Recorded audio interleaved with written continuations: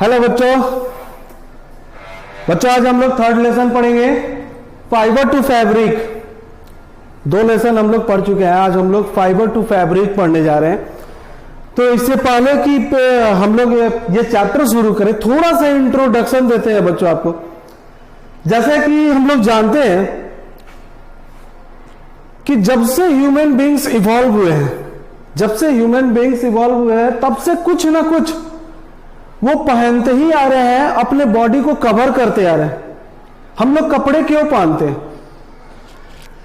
We wear clothes, हम लोग कपड़े इसलिए पहनते हैं टू प्रोटेक्ट आवर बॉडी, हमारे बॉडी को प्रोटेक्ट करने के लिए। किस चीज से प्रोटेक्ट करने के लिए हम लोग कपड़े पहनते हैं? क्लाइमेटिक कंडीशन से बचने के लिए, क्लाइमेटिक कंडीशन से अपने बॉडी को प्रोटेक्ट करने के लिए, जैसे कि बारिश, गर्मी, ठंड का हो जाना, इसके अलावा इंसेक्ट के अटैक से अब हमारे बॉडी को बचाना।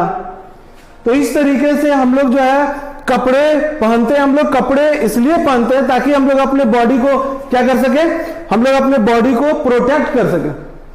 किस चीज से? क्लाइमेटिक कंडीशन से प्रोटेक्ट कर सके, बारिश से बचा सके, ठंड से बचा सके, गर्मी से बचा सके, इंफेक्शन या फिर वो इंसेक्ट के काटने वगैरह से बचा सके।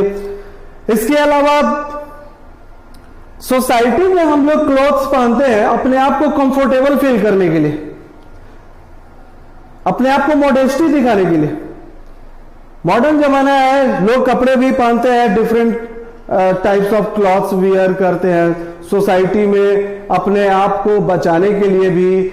ऊपर से सोसाइटी में जो है वो क्या बोलते हैं उसको, मॉडर्न वे में जो है वो दिखाने के लिए, अपने आप को कंफर्टेबल फील करने के लिए हम लोग जो है कपड़े पहनते हैं। तो इस पूरे चैप्टर में हम लोग को कपड़े के बारे में ही पढ़ना है, लेकिन शुरुआत कहां से होगी? फाइबर से होगी। फाइबर से फैब्रिक, यानी कि फाइबर से फैब्रिक मतलब क्लॉथ होता है। फाइबर से क्लॉथ तक का सफर जो है हम लोग पढ़ेंगे इस चैप्टर में। तो आप ये बात तो समझ चुके हैं कि हम लोग कपड़े क्यों पहनते हैं। हम लोग कपड़े इसलिए पहनते हैं ताकि हम लोग अपने बॉडी को क्लाइमेटिक कंडीशन से बचा सके, कंफर्टेबल फील कर सके। तो बहुत सारे लोग जो हैं, अलग अलग टाइप के पीपल जो है वो different kinds of clothes wear करते हैं सोसाइटी में। तो ये डिपेंड करता है कि अलग अलग जगहों के अलग अलग पीपल अलग अलग टाइप के क्लॉथ्स क्यों पहनते हैं, वहां के क्लाइमेटिक कंडीशन के हिसाब से कि उस प्लेस का क्लाइमेट कैसा है, उस हिसाब से वो लोग क्लॉथ्स को वियर करते हैं। सो अलग अलग जगह पर आपको different kinds of people wear different kinds of clothes, जैसे कि according to their climatic conditions, उस जगह का क्लाइमेटिक कंडीशन के हिसाब से पहनते हैं। तो ये रहा बच्चों इंट्रोडक्शन। दूसरी बात कि ये जो क्लॉथिंग मटेरियल्स होते हैं, टाइप्स ऑफ क्लॉथिंग मटेरियल्स, हम लोग जो क्लॉथ्स पहनते हैं तो वो क्लॉथिंग मटेरियल्स डिफरेंट टाइप के हो सकते हैं। जैसे कि कॉटन हो सकता है, नायलॉन हो सकता है, रेयॉन हो सकता है, जूट हो सकता है, या फिर पॉलिस्टर, वूल, etc. तो these are different types of clothing materials. Cotton, nylon, rayon, jute, polyester, wool, ये सब डिफरेंट क्लॉथिंग मटेरियल्स है। एक एक करके देखेंगे कि ये क्लॉथिंग मटेरियल कैसे होते हैं।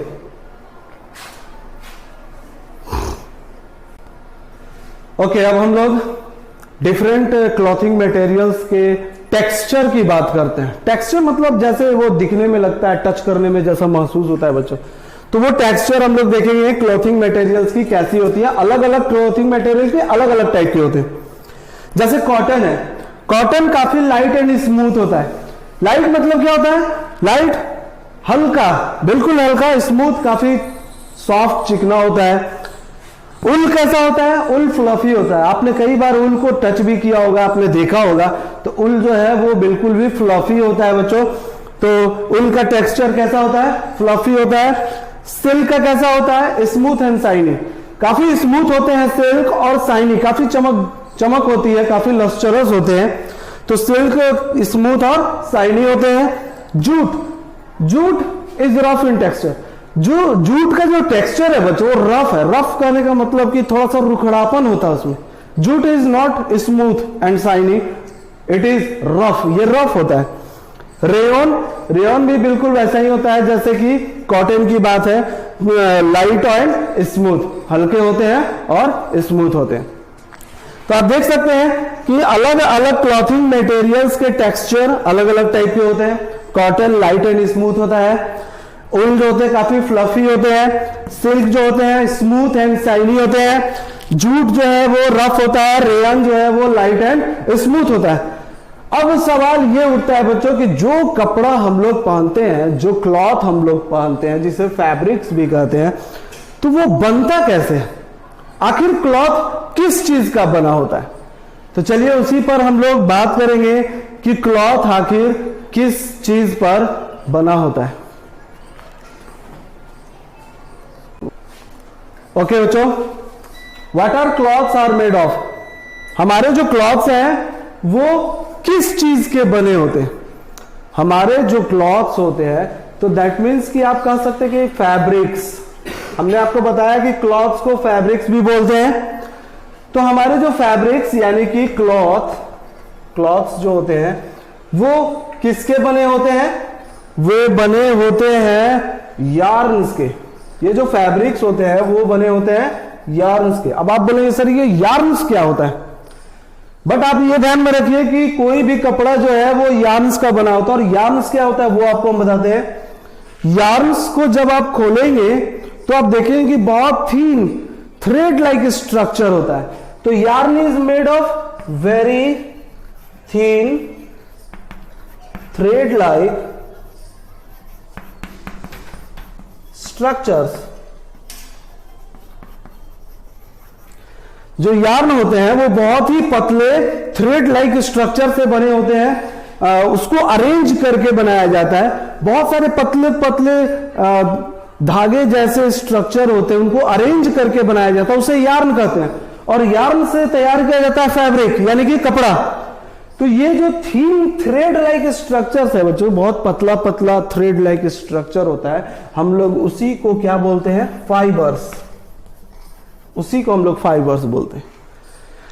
यानी कि अगर शुरुआत देखा जाए तो कपड़ा किससे बनता है? फाइबर से। फाइबर्स क्या होते हैं? Fibres very thin thread like structures that are arranged together to form yarns and then from yarns to fabrics. यानी कि सबसे पहले पतले पतले धागे जैसे स्ट्रक्चर जो होता है, जिसे हम लोग फैब्रिक बोलते हैं, उस फैब्रिक को अरेंज करके बनाया जाता है यार्न्स, और फिर यार्न्स के सहायता से तैयार किया जाता है कपड़ा यानी कि फैब्रिक। सो बेसिक क्या है? सबसे बेसिक यूनिट है किसी भी कपड़ा का फाइबर। फाइबर से तैयार किया जाता है यार्न। बहुत सारे फाइबर को मिला करके तैयार किया जाता है यार्न, और फिर यार्न से बनता है कपड़ा। इसलिए आपका चैप्टर है बच्चों फाइबर टू फैब्रिक, क्योंकि कपड़े की शुरुआत कहां से होती है?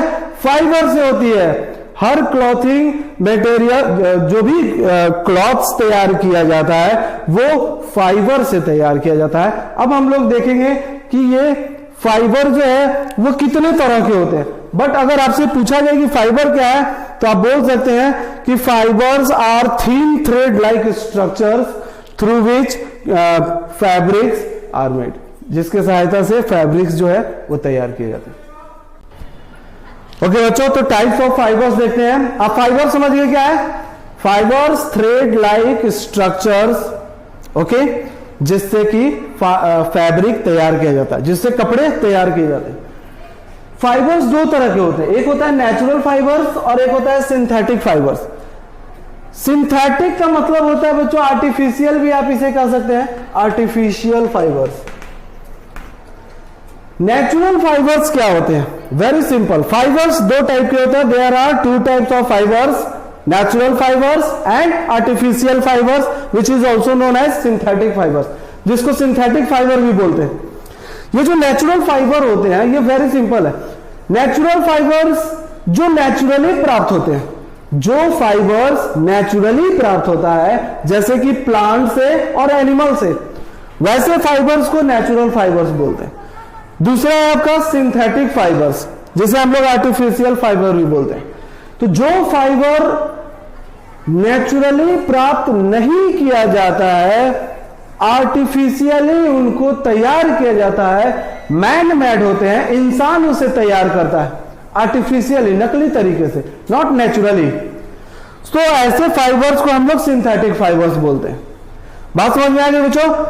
नेचुरल फाइबर्स ऐसे फाइबर्स होते हैं जो नेचुरली हमें प्राप्त होते हैं जैसे कि प्लांट्स और एनिमल से, जबकि सिंथेटिक फाइबर्स यानी कि आर्टिफिशियल फाइबर जिसे बोलते हैं, ये मैन मेड फाइबर्स होते हैं। These are artificial, these are not natural, ये नेचुरल नहीं होते हैं, इंसान उन्हें केमिकल से तैयार करते हैं लैब में, तो हम लोग इसे सिंथेटिक फाइबर बोलते हैं। अब बताइए कि नेचुरल फाइबर्स में कौन कौन आता है? कॉटन आता है, क्योंकि कॉटन बच्चों प्लांट से आता है। प्लांट में कॉटन एक फ्रूट के रूप में रहता है, उसे तोड़ करके फिर उसे मशीन से कॉटन फाइबर को बाहर निकाला जाता है। ये जो सिल्क है, सिल्क कहां से प्राप्त होता है? सिल्क फाइबर जो होता है वो प्राप्त होता है सिल्क मोथ, सिल्क मोथ नाम के कीड़े से, जिसे हम लोग रेशम का कीड़ा भी कहते हैं, जो मलबरी लीव्स पर रहता है, मलबरी प्लांट के पत्ते को खाता है और उसके वेस्ट के रूप में निकलता है सिल्क, और उसी सिल्क को कलेक्ट करके कॉकून बनाया जाता है, और उसी कॉकून जो है उसके लार्वा से तैयार किया जाता है, और उसी कॉकून को फिर बॉयल किया जाता है। बॉयल करने के बाद फाइनली सिल्क को जो है ऑब्टेन किया जाता है, प्राप्त किया जाता है। तो आप देख सकते हैं कॉटन कहां से प्राप्त हुआ? कॉटन कहां से प्राप्त होता है हमें? प्लांट से, एज ए फ्रूट। सिल्क कहां से प्राप्त हुआ? सिल्क मॉथ से, सिल्क वर्म से, तो वो भी तो एक एनिमल है, एक तरह का इंसेक्ट है जो कि नेचुरल है, प्लांट भी नेचुरल है। जूट कहां से प्राप्त होता है? जूट प्लांट से प्राप्त होता है। ये जो प्लांट के आउटर लेयर होते हैं, जो पेड़ों की छाल होती है जूट प्लांट के, वहां से हमें जूट प्राप्त होती है। तो जूट क्या है बच्चों की? जूट की खेती की जाती है, और जूट बनाने में जूट बनने में, इसकी कल्टीवेशन में काफी ज्यादा पानी की जरूरत पड़ती है। A lot of water is needed in the cultivation of the jute। ऊल, अब बताइए ऊल कहां से प्राप्त होता है हमें?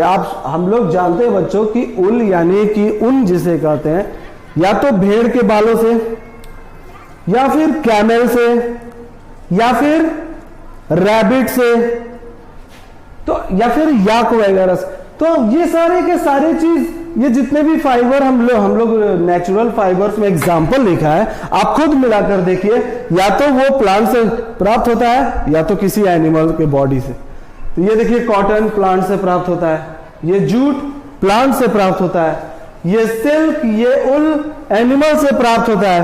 सो ये सारे के सारे नेचुरल फाइबर्स हैं, क्योंकि नेचुरल फाइबर्स का मतलब है कि जो फाइबर नेचुरली प्राप्त होता है, यानी कि from the plants and animals, वैसे फाइबर्स को हम लोग नेचुरल फाइबर्स बोलते हैं। सिंथेटिक फाइबर जिसे आर्टिफिशियल फाइबर बोलते हैं, मैन मेड फाइबर के नाम से भी जानते हैं, ये रेयन, नायलॉन, पॉलिस्टर्स, ये सब क्या है? ये सब केमिकल्स के द्वारा लैब में तैयार किए जाते हैं, ह्यूमन बीइंग्स के द्वारा, केमिकल्स के सहायता से। तो ये तो ना ही प्लांट से और ना ही एनिमल से नेचुरली तरीके पर प्राप्त किए जाते हैं, बल्कि इंसानों के द्वारा आर्टिफिशियली केमिकल के सहायता से तैयार किया जाता है। तो ऐसे फाइबर्स को हम लोग क्या कहेंगे? सिंथेटिक फाइबर्स, जैसे कि रेयन है, नायलॉन है, पॉलिस्टर है, और भी है। तो ये हम लोग सिंथेटिक फाइबर के नाम से, आप दोनों का डिफिनेशन खुद लिख सकते हैं। Natural fibres which are obtained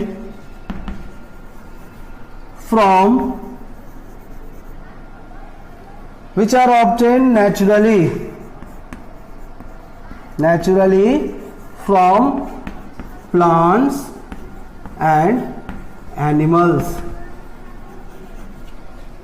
are called, उन्हें क्या कहते हैं? Natural fibres.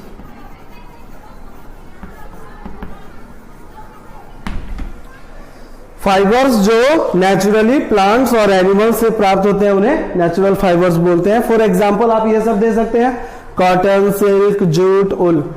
सिंथेटिक फाइबर्स में आप डिफिनेशन लिख सकते हैं बच्चों, fibres which are made artificially, जो आर्टिफिशियली तैयार किया जाता है, which are made artificially by human beings with the help of chemicals, chemicals के मदद से, with the help of chemicals in the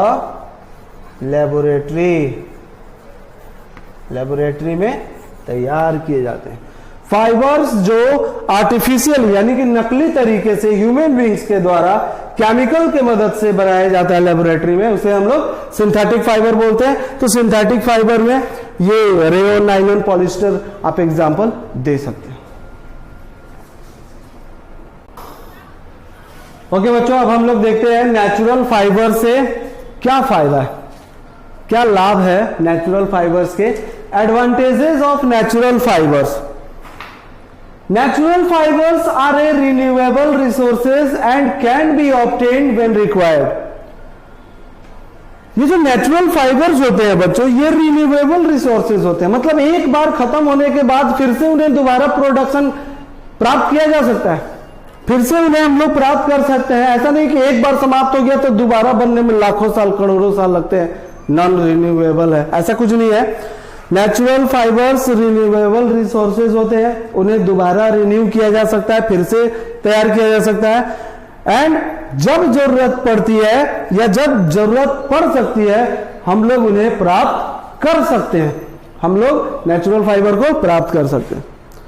दूसरी बात, they don't allow the heat of the body to go away and retain it. ये जो natural fibre होते हैं हमारे बॉडी के हीट को बाहर नहीं जाने देते, और बॉडी के हीट को, हमारे बॉडी के हीट को नेचुरल फाइबर क्या करते हैं, बाहर नहीं जाने देते हैं और उसे बरकरार रखते हैं। तीसरी बात, ये जो कॉटन क्लॉथ्स होते हैं यानी कॉटन जो फाइबर्स होते हैं, ये बॉडी के स्वीट को एब्जॉर्ब करते हैं। ये जो कॉटन क्लॉथ्स होते हैं बच्चों, ये क्या करते हैं, बॉडी के स्वीट को, हमारे बॉडी से जो पसीना निकलता है गर्मी के दिनों में, उसे एब्जॉर्ब कर लेते हैं और गर्मी के दिनों में ठंडक का महसूस कराते हैं, हमें ठंडक महसूस होती है, इसलिए गर्मी के दिनों में हम लोग कॉटन क्लॉथ्स पहनते हैं, क्योंकि कॉटन स्वीट को एब्जॉर्ब कर लेता है और इवेपोरेशन प्रोसेस से हमारे बॉडी को ठंडक महसूस होती है। चौथा, they are comfortable in all seasons and cause no irritation to the body.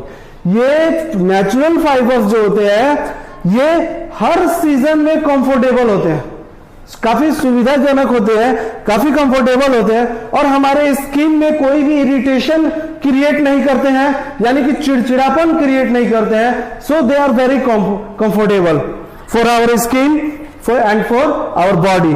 तो ये काफी कंफर्टेबल होते हैं।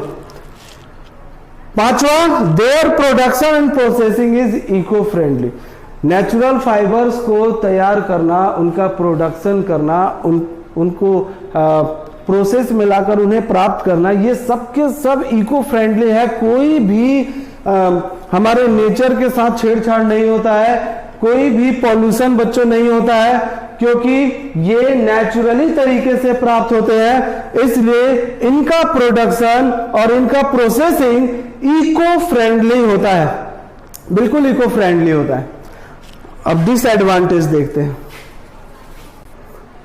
ओके बच्चों, अभी हम लोगों ने एडवांटेज ऑफ नेचुरल फाइबर्स देखा था, अब हम लोग डिसएडवांटेज ऑफ नेचुरल फाइबर्स देखेंगे। जब आप फायदा लाभ जान चुके हैं तो कुछ हानियां भी जान जाइए कि उससे क्या नुकसान होता है। कुछ नेचुरल फाइबर्स से अगर फायदे हैं तो कुछ नेचुरल फाइबर्स के नुकसान भी है, कुछ हानि भी है।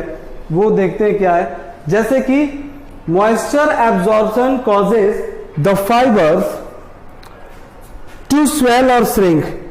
हम लोग जानते हैं कि नेचुरल फाइबर मॉइस्चर को एब्जॉर्ब करते हैं, तो जब वो मॉइस्चर को एब्जॉर्ब करेगा तो फाइबर्स या तो स्वेल हो सकता है या फिर श्रिंक हो सकता है। स्वेल मतलब फूल सकता है, या फिर वो क्या हो सकता है, फूल भी सकता है, और वो श्रिंक भी हो सकता है, सिकुड़ भी सकता है।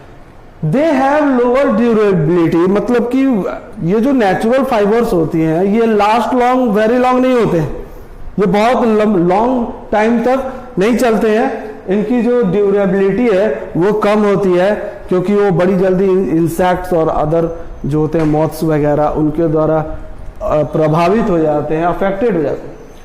Since the fibres absorb water they do not dry easily. जैसे कि हम लोग जानते हैं कि नेचुरल फाइबर वाटर को एब्जॉर्ब करता है, तो वाटर को एब्जॉर्ब करता है, इसका मतलब कि वो जल्दी ड्राई नहीं होता है, क्योंकि वो वाटर एब्जॉर्ब करता है।